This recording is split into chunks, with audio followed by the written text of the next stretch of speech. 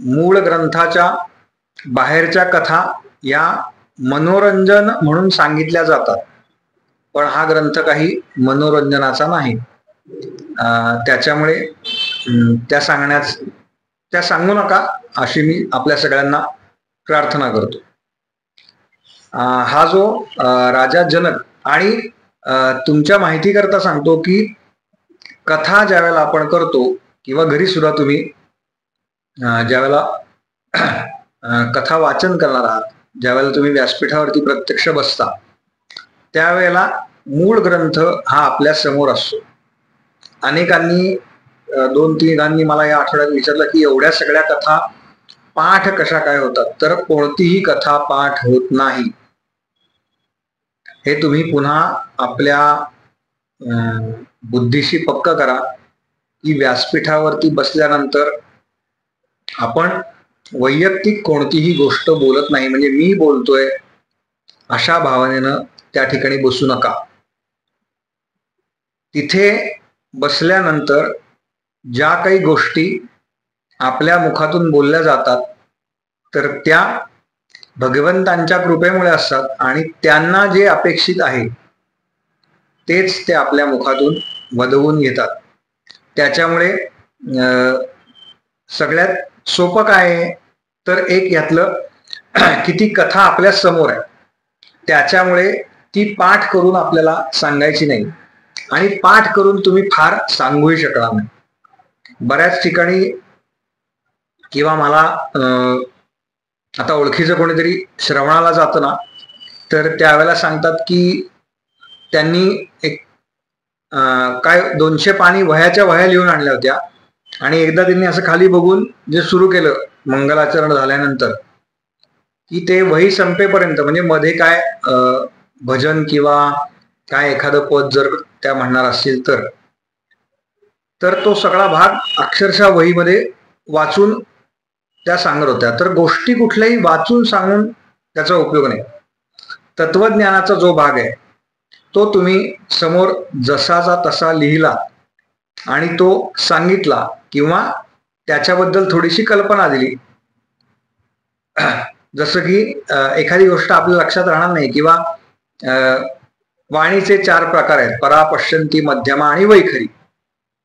असे जर मुद्दे आपण लिहिले की मला याच्याबद्दल हे सांगायचं, याच्याबद्दल हे सांगायचं, याच्याबद्दल हे सांगायचं, तर इतपत ठीक आहे. पण तुम्ही अख्खं समोर ठेवलेलं जर वाचून दाखवून मग भागवत करणार असाल तर तसंही ते थोडंसं करू नका, कारण याचा अर्थ तुमचा तेवढा पुरेसा अभ्यास झालेला नाही. ज्या भागाचा आपला अभ्यास होत नाही त्यावेळेला आपल्याला थोडीशी भीती वाटायला लागते, आणि त्या भीती वाटण्यामध्ये आपण बोलताना इकडचे शब्द तिकडे करतो, काहीतरी गडबडतो, त्याचे अर्थ वेगळे निघतात, आपल्याला वेगळं सांगायचं असतं, आणि समोर जे श्रोते असतात त्यांना त्याचा वेगळा अर्थ रिसीव्ह होतो. त्याच्यामुळे ही पण काळजी घ्या की तुम्ही मुळात, मी हे वारंवार सांगतोय की हा ग्रंथ आत्ता आपण वर्षभराच्या अभ्यासात जेवढा सोपा करून सांगण्याचा प्रयत्न केला तेवढा हा ग्रंथ सोपा नाही.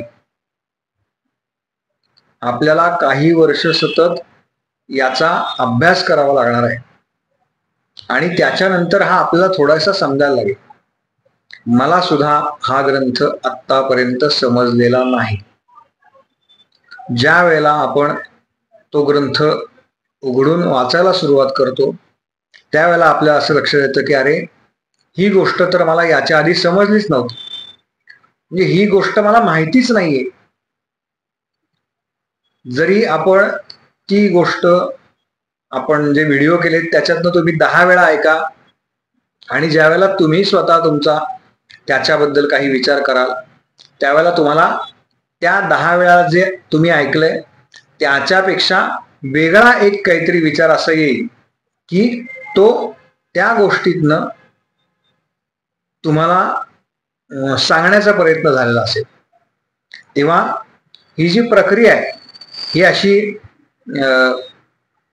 पटकन झाली, ग्रंथ वाचला, पारायणासारखा हा ग्रंथ नाही. त्याच्यामुळे हे पुन्हा पुन्हा आपल्या मनाशी पक्क करा. बऱ्याच वेळेला मी बघतो की आपण फार घाई करतो, तर ती करू नका. आपली तयारी अभ्यासोनी प्रगटावे, समर्थ म्हणाले. प्रगटोनी नासावे हे बरे नाही. म्हणजे काहीतरी उगाच केलंय, वहीत लिहिलंय आणि ते वाचून दाखवलंय, तर असं करू नका. त्याच्याकरता भरपूर अभ्यास करा. अभ्यासाकरता कितीही वेळा वाचायला लागलं तर त्याची तयारी ठेवा. हा जो राजा जनक आणि 9 योगीश्वरांचा संवाद आहे. आता मूळ विषयाकडे आपण येऊयात. तर तो मुळामध्ये कुठे झाला? आता बघा, राजा जनक राजे माहिती आहेत ना आपल्याला? माहिती नसतील तर त्यांनी फक्त सांगा की मला माहिती नाही. बहुतेकांना सगळ्यांना माहिती आहे. जनक राजांचा उल्लेख कुठे आढळतो आपल्याला? कोणी सांगायला हरकत नाही. राजा जनकांचा उल्लेख कुठे आहे? रामायणात आहे ना? हा, रामायणात. या संदर्भात विचारतात. बरोबर. नाही, रामायणातच आहे उल्लेख. अगदी बरोबर आहे. आता बघा, हे राजा जनक आणि 9 योगेश्वर जे योगी आहेत, तर त्यांचा संवाद झालाय आणि त्या संवादामध्ये राजा जनकांनी जे प्रश्न विचारलेत ते सांगितलेत कुठे? तर ते श्रीमद भागवत ग्रंथामध्ये सांगितले. म्हणजे रामायण काळामध्ये ज्या गोष्टी घडल्या आहेत तर त्याची माहिती इथे भागवत काळामध्ये किंवा भगवंतांच्या महाभारत काळ जो म्हणतो त्या ह्याच्यामध्ये आलेली आहे. मुळात राजा जनक किंवा जनक ही पदवी आहे. जसं व्यास ही पदवी आहे, तसं जनक ही पदवी आहे. त्या राज्याच्या गादीवरती जो राजा बसलेला आहे त्याचं नाव आहे जनक आणि जनकाची ती कन्या म्हणून जानकी, असं एक आपल्याला माहिती आहे. तर देवर्षी नारद जे आहेत ते भ्रमण करता करता वसुदेवांकडे आलेले. आता हा काळ बऱ्यापैकी नंतरचा आहे, म्हणजे निजधाम गमन होण्यापूर्वीचा आहे. काही काळ थोडस अलीकडे आहे त्याच्यामुळे या आधीच्या सगळ्या लीला झालेल्या आहेत, वसुदेवांनी स्वतः पाहिलेल्या आहेत. आणि वसुदेवांकडे आल्यानंतर वसुदेवांनी त्यांना काही प्रश्न विचारले. प्रश्न हे जे कपिल भगवंतांना त्यांच्या मातेने विचारले किंवा राजा परीक्षितीने शुकदेवजी महाराजांना विचारले, तेच प्रश्न आहेत की मनुष्य जो आहे या मनुष्याला कायम दुःखाचा सामना करावा लागतो. म्हणजे तो ज्या वेळेला सुख प्राप्तीकरता प्रयत्न करतो तेव्हा त्या सुखाची प्राप्ती त्याला होते, पण या सुख प्राप्तीनंतर पुन्हा येणारं जे दुःख आहे ते दुःख त्याला भोगावं लागतं. पण हे जे संन्यासी आहे, आता पुन्हा संन्यासी म्हणजे केवळ भगवी वस्त्र धारण करणारे नव्हे, तर ज्यांची वृत्ती संन्यस्त आहे ते कायम आत्मसुखामध्ये नांदत असतात. तर हे कसं काय होतं? त्यांना जी सुखाची प्राप्ती होते ती सर्वसामान्यांना का होत नाही? अशा आशयाचे ते सगळे प्रश्न आहेत. आणि त्यावेळेला देवर्षी नारदांनी सांगितलं की वसुदेवा, तू हा जो प्रश्न विचारलास अशाच आशयाचा प्रश्न ज्या वेळेला राजा जनकांनी त्यांच्याकडे 9 ऋषी आले होते त्या ऋषींना विचारलं आणि तेव्हा त्या ऋषींनी याची उत्तरं दिली. आता हे ऋषी कोण आहेत? तर आपण भरत राजांची कथा ऐकली सगळ्यांनी. भरतांचे 3 जन्म मी सांगितलं की देवर्षी नारद आणि महाराज भरत जे आहे, या दोघांना आपले 3 जन्म हे माहिती आहे, किंवा पूर्वजन्मी आपण काय काय कृत्य केलं याची स्मृती त्यांच्याकडे शिल्लक आहे. तेव्हा नारदांनी सांगितलं, हे जे भरत राजे आहेत, या भरत राजांना त्यांच्या पुत्रांची यादी दिलेली आहे भागवतामध्ये. 100 पुत्र होते, त्यातले जे 9 पुत्र होते, उरलेल्या पुत्रांनी त्यांच्या काही गोष्टींचा त्याग केला, काहींनी राज्य सांभाळले, अशा सगळ्या गोष्टी आहेत. पण त्यातले हे जे 9 होते, यांनी हे कोण होते, तर हा जो सगळा भूभाग आहे, यातल्या प्रत्येक खंडाचे 9 द्वीपांचे ते अधिपती होते. पण त्यांनी पुढे काय केलं, तर त्यांनी पुढे आत्मज्ञान प्राप्तीच्या दृष्टीनं साधना केली आणि ते आत्मज्ञानी झाले. आणि हे 9 योगेश्वर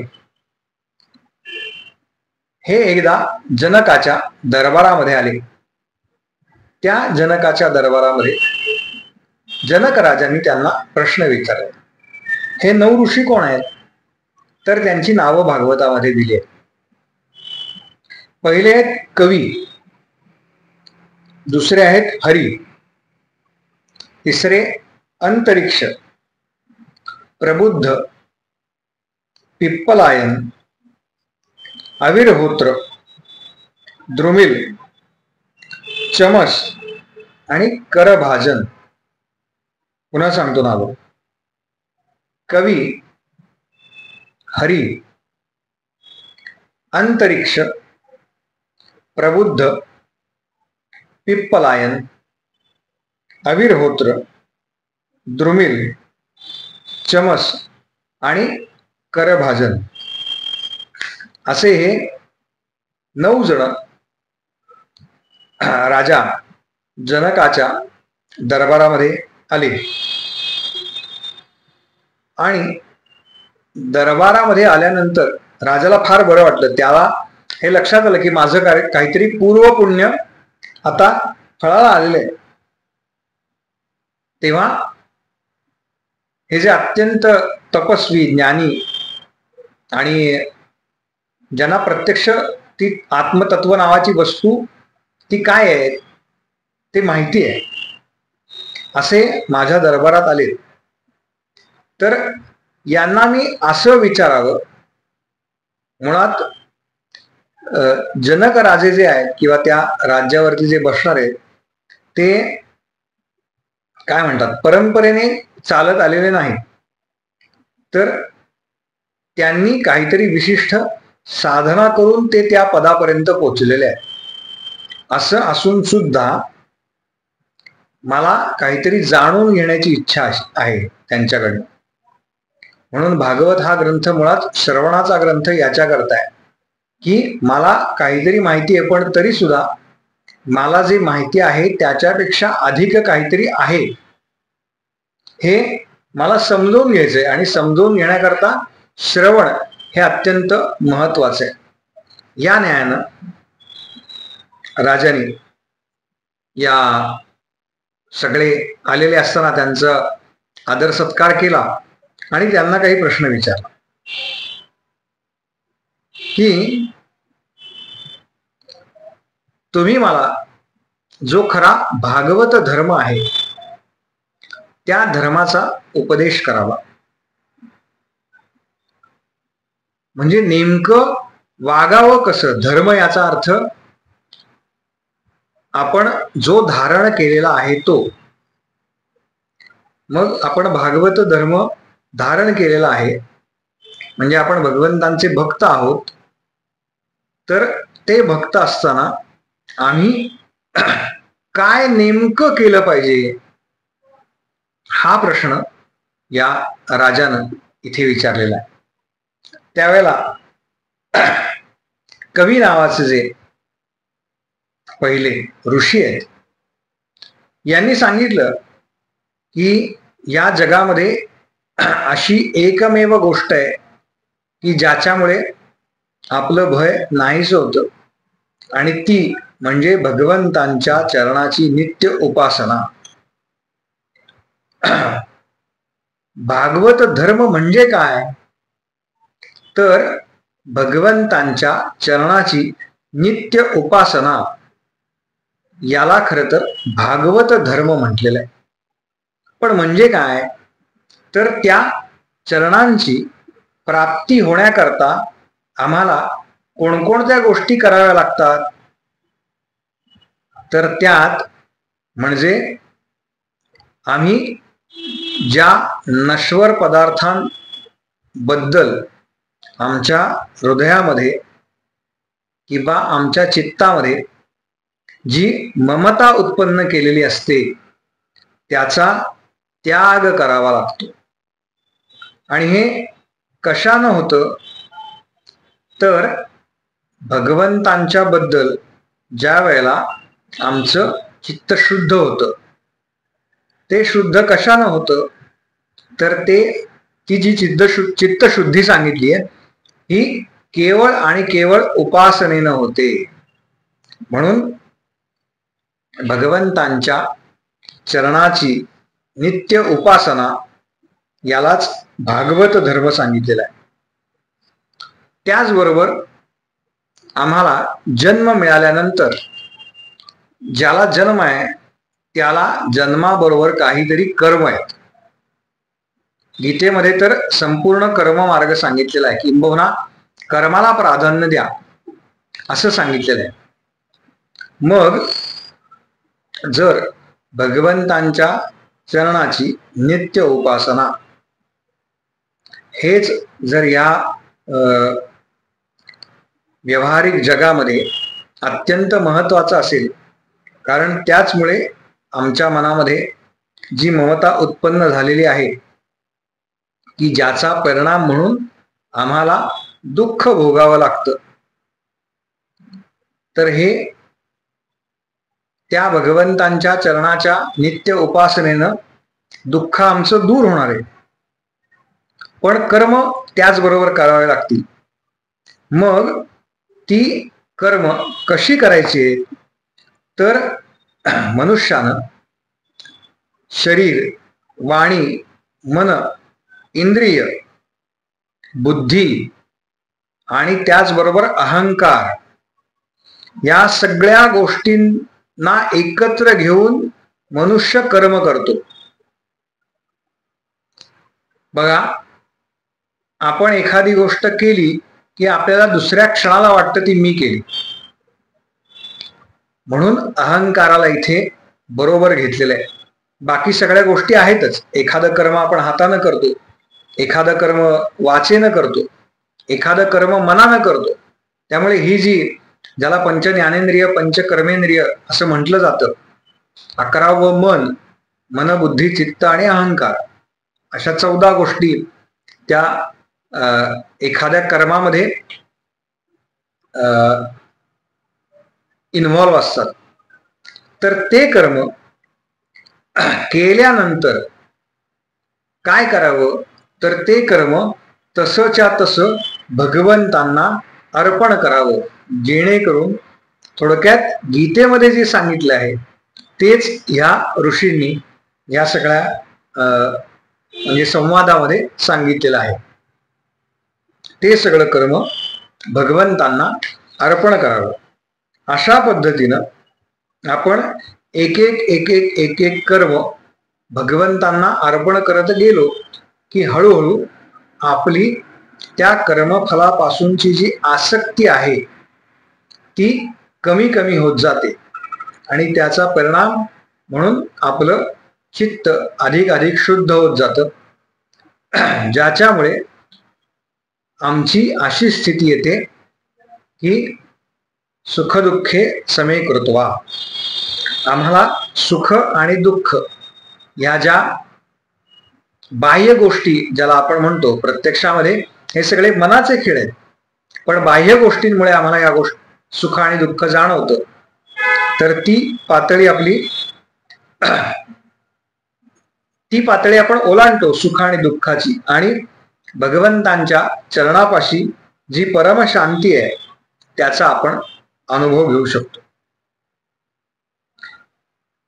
त्यानंतर राजाने पुढचा प्रश्न विचारला की तुम्ही आम्हाला भागवत धर्म म्हणजे सांगितलं, पण मनुष्यांपैकी मुळामध्ये हे जे सगळे वेगवेगळे आहेत त्यातल्या भागवत कुणाला म्हणायचं, नाही का? जो भगवंतांची भक्ती करतो या अर्थानं तो भागवत आहे असं आपण म्हणतो, पण भागवत नेमकं म्हणायचं कोणाला, तो कसा असतो, त्या मनुष्याची धर्म काय आहे, आणि तो कोणकोणत्या विविध लक्षणांमुळे भगवंतांना प्रिय होतो.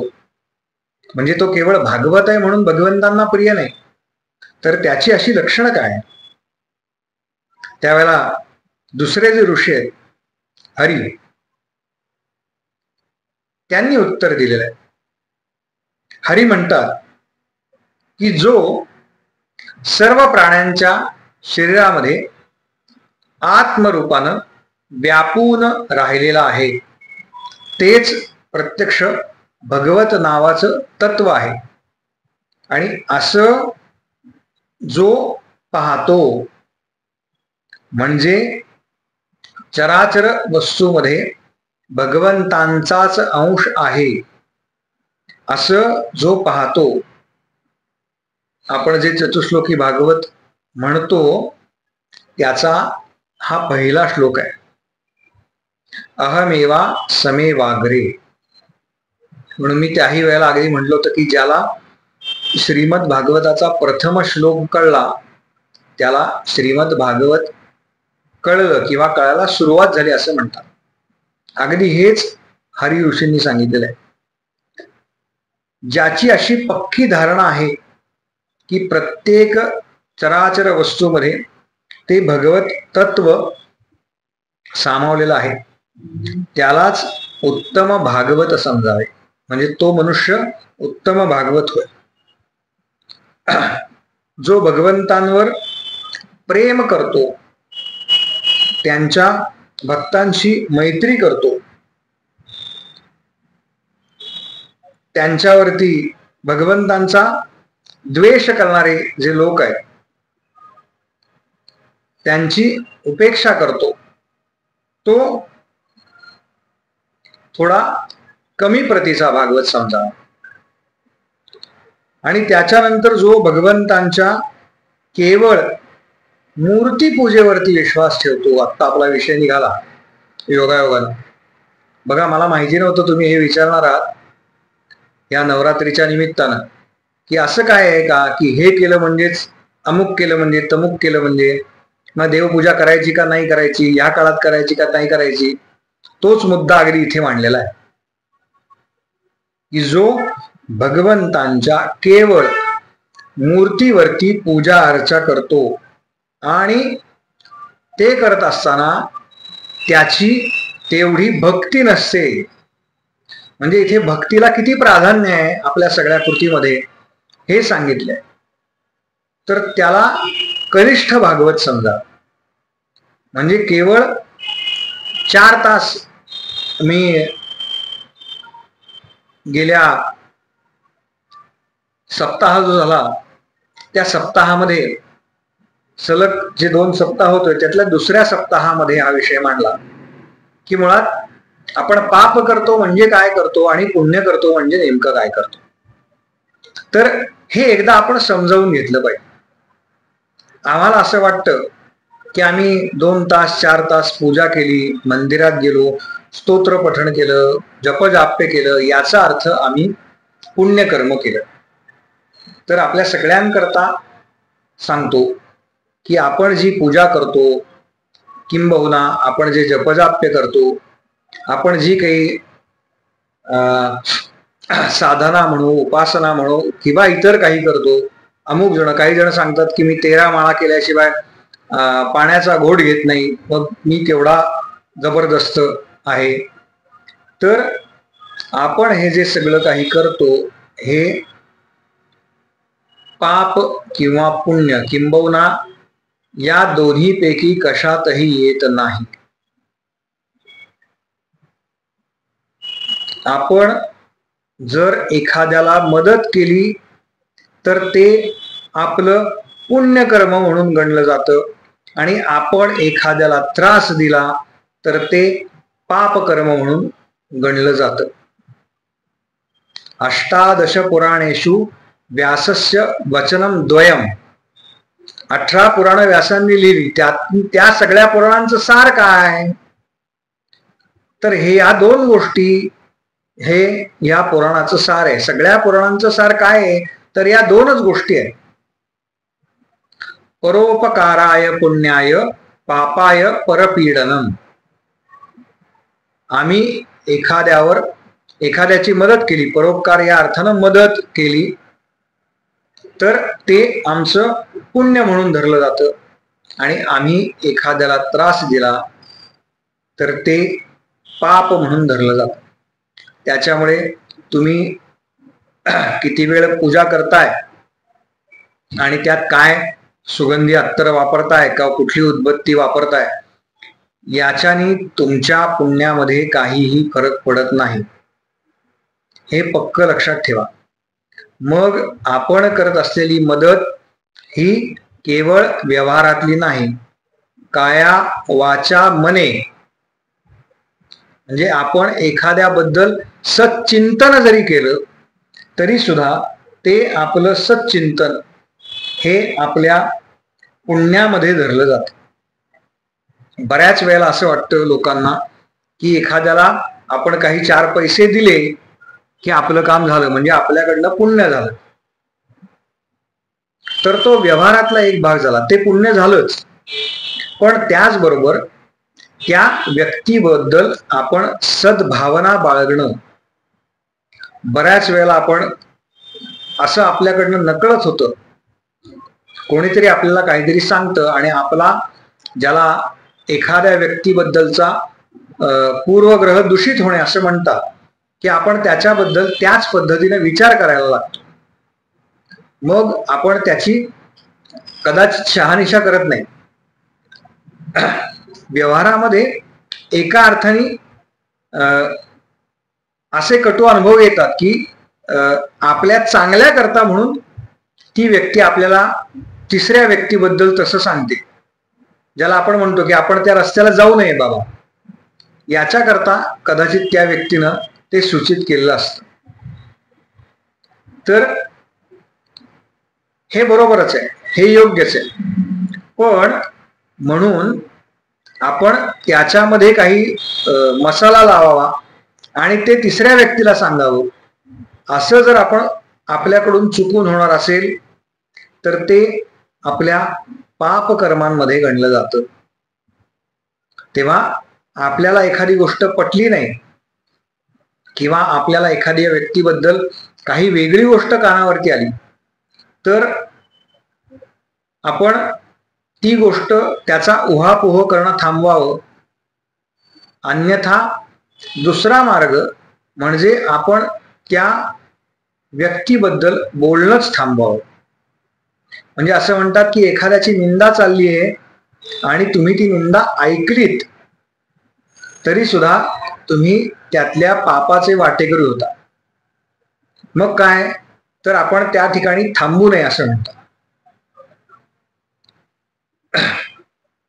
तेव्हा आपण आपल्या सभोवार असलेले सर्व जे व्यवहारातल्या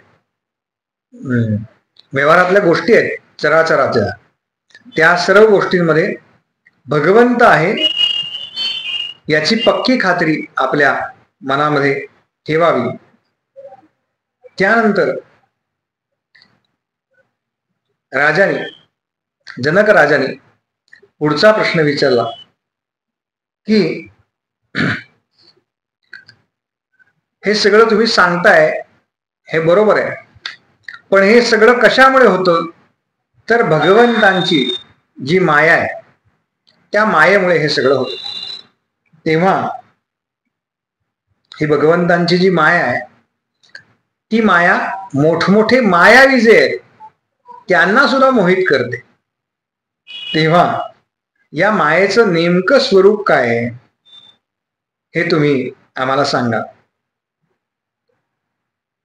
म्हणजे त्या मायेचं स्वरूप जाणल्यानंतर आपण त्या मायेमध्ये अडकणार नाही. हा स्वाभाविक जनक राजाचा प्रश्न आहे. किंवा संसारामध्ये जे त्रास होतात ते कशामुळे होतात, तर ते या मायेमध्ये अडकल्यामुळे होतात. तेव्हा त्या मायेचं स्वरूप जर तुम्ही आम्हाला सांगितलं तर ते बरं होईल. आणि म्हणून अंतरिक्ष नावाचे जे तिसरे ऋषी आहेत त्या ऋषींनी ही माया काय आहे हे राजाला सांगितलं. ऋषी सांगतात की राजा, की भगवंत हेच मुळात या चराचर सृष्टीचे आत्मा आहे. म्हणजे आपण सगळी ती विश्वाची उत्पत्ती पाहिली. ते अचेतन अंड शेकडो वर्ष पडून होतं, मग त्याच्यातून त्याला वाटलं एकोहम बहुश्याम, हा सगळा प्रकार जो दुसऱ्या दिवशी किंवा विश्वाच्या उत्पत्तीमध्ये आपण पाहिला. तर ते जे आदिपुरुष आहे ते आदिपुरुष ज्या शक्तीमुळे ह्या चराचराचा आत्मा बनतात, आणि तो आत्मा काय करतो, तर तो आत्मा विषय उपभोग घेण्यासाठी, म्हणजेच व्यवहारातले जे विषय आहेत ते सुद्धा, आणि मोक्ष नावाचा जो विषय तो मिळवण्यासाठी सुद्धा, म्हणजे पुन्हा जन्माला येऊ नये याच्याकरता सुद्धा जो ते प्रयत्न करतो त्याला मोक्ष म्हणतात. जन्म मरणाचा फेरा चुकवण्यासाठी. म्हणून पंचमहाभूतांच्या द्वारा जी एक सृष्टी निर्माण करतो, ही सृष्टी म्हणजेच भगवंतांची माया आहे. कशा प्रकारे ही तयार होते माया मुळात, तर पंचमहाभूतांपासून शरीर तयार होतं, आणि या शरीरामध्ये एकदा तो आत्मा प्रवेश करतो आणि त्या शरीराच्या संगतीमुळे स्वतःलाच अनेक भागांमध्ये विभागतो. कशा कशामध्ये विभागतो, तर पंच ज्ञानेंद्रिय, पंच कर्मेंद्रिय याच्यामध्ये तो स्वतःचे विभाग करतो. आणि हे कुणाच्या मदतीनं करतो, तर ते मन नावाचा जो अवयव आहे या मनापासून हे सगळं निर्माण करतो. आणि मग पुन्हा एकदा त्यानं मनाशी संग केला, या पंच ज्ञानेंद्रिय आणि पंच कर्मेंद्रियांशी संग केला की त्याला वेगवेगळे विषय, त्या विषयांचा आस्वाद घ्यावासा वाटतो, आणि पुन्हा तो या पंचमहाभूतांचे जे वेगवेगळे भोग आहेत त्या भोगांमध्ये रममाण होतो, आणि त्याचमुळे जन्म आणि मृत्यूच्या फेऱ्यामध्ये पुन्हा सापडतो. तीच भगवंतांची माया आहे. उत्पत्ती, स्थिती आणि लय हे भगवंतांचे, ज्याला आपण भगवंतांचं काय काम आहे, तर उत्पत्ती, स्थिती आणि लय. तर या तीनही गोष्टीमध्ये जी भगवंतांच्या बरोबरीनं काम करते ती भगवंतांची त्रिगुणमयी माया.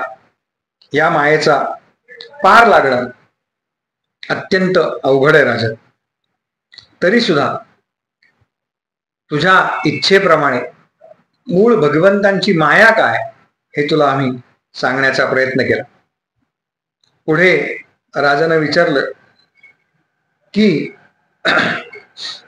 ज्या वेळेला मनुष्य जन्म प्राप्त होतो त्यावेळेला सगळ्यात अवघड गोष्ट अशी आहे की माणसाचं मन त्याच्या ताब्यात राहणं. तेव्हा ही माया तरुण जाणं तर अत्यंत कठीण आहे. याचं कारण माणसाचं मन त्याच्या ताब्यात नसतं.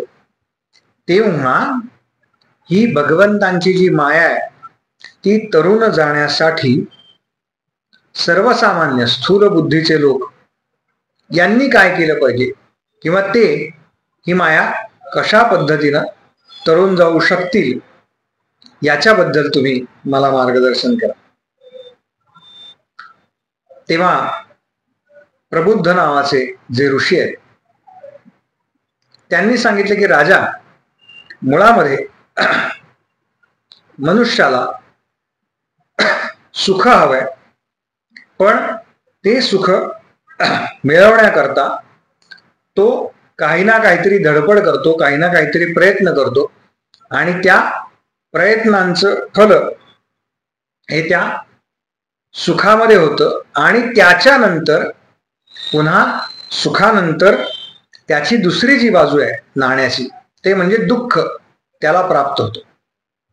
आणि या न्यायानं तो सुख आणि दुःख, पुन्हा त्या दुःखामागून सुखाकरता होणारी प्राप्ती आणि त्या प्राप्तीनंतर पुन्हा येणारं दुःख, या सुखदुःखाच्या चक्रामध्ये तो अडकतो.